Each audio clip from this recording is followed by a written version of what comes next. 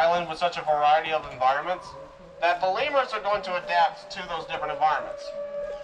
The ringtails over here are what you would find in the drier parts of Madagascar, like the woodlands and scrublands, whereas most of the ruffs over here, they're going to be what you would find in the more tropical parts of Madagascar, like the jungles and rainforests.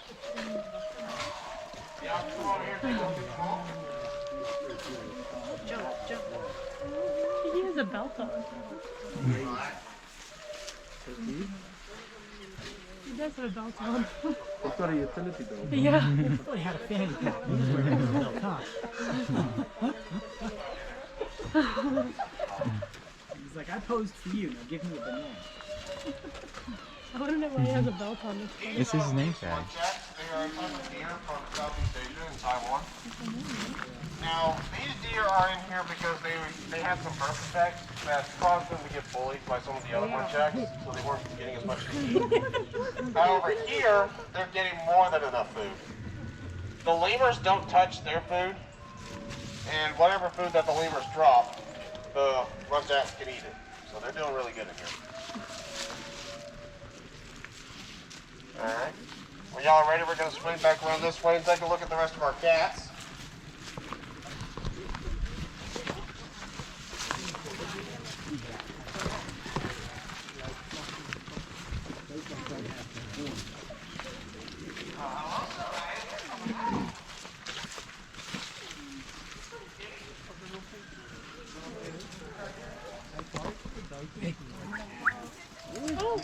Well, they know your camera.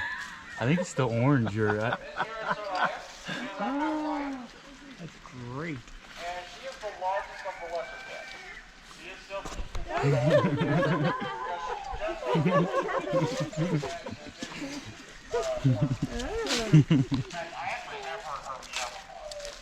I haven't heard the servals meow, but I have heard I just got him trying to grab the camera. Now, mountain lions are still one of the most, are one of the top predators in the Americas, both North and South America. You kind of look stupid.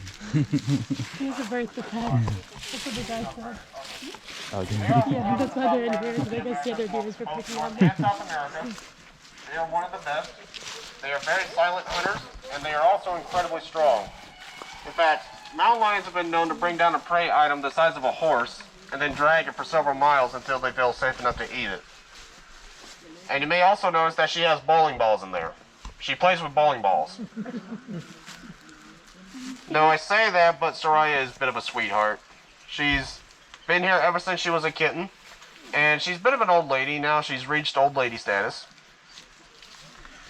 But even so, we still respect her as a mountain lion. That's why we don't go in there with her. Like, if we have to go in there, she's going to be in another part on the other side of that gate there. Like, you'll see how there's that divide. That door's going to be closed, and we're going to be on this side, she's going to be on that side, and vice versa. We're never in there with her at the same time. Oh, and now she's going to play with her tire swing. Yeah, having fun, Soraya? I have not seen her get in it. I've just seen her kind of swat at it and bite at it. Oh, now she's going to play with a bamboo. You're cute.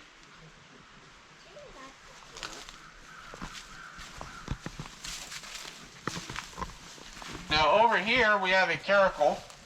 He's right there going back and forth. Now caracals are another lesser cat, and they are very similar to servals. However, you'll notice they don't have stripes or spots. They just have that tawny brown color. In addition, their range does extend beyond Africa. They are also found in parts of Asia. And in here, he's not out. So we're going to move over to these guys. These are New Guinea singing dogs. And they have been what was howling here a little while ago. It started off as the wolves when we first came in here, but it then moved over to these guys.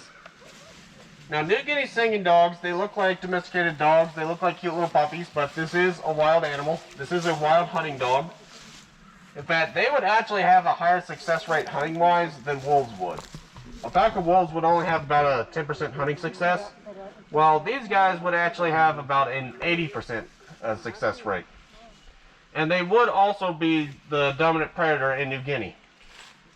Now, with that said, they have had a lot of issues in New Guinea. In fact, up until about 2012, they were actually believed to be extinct. But a handful of them showed back up into the wild, so now they've been bumped up to critically endangered, which, you know, it's a step up, but not a huge step up. And the reason why they are so close to extinction, and for a little while was extinct, or at least thought to be, was because the people in New Guinea were very afraid of them.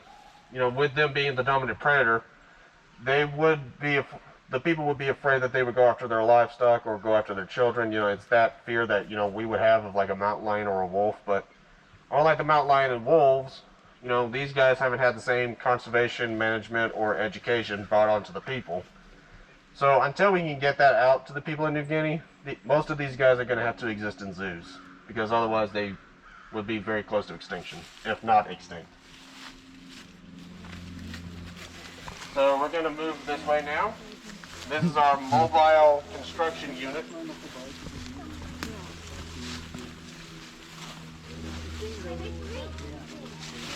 They also go like that too.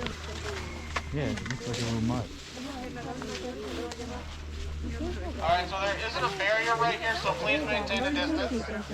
But right here we do have a pair of golden pheasants from Taiwan and other parts of Southeast Asia. In the house there. Now you can tell the male from the female pretty easily. The male is going to be this super colorful looking dude with the long tail feathers, while the female is this more dull colored bird.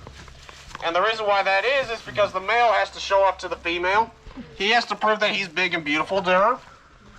And while he will maintain that coloration throughout his adult life, he will either have or not have the tail feathers depending on breeding season.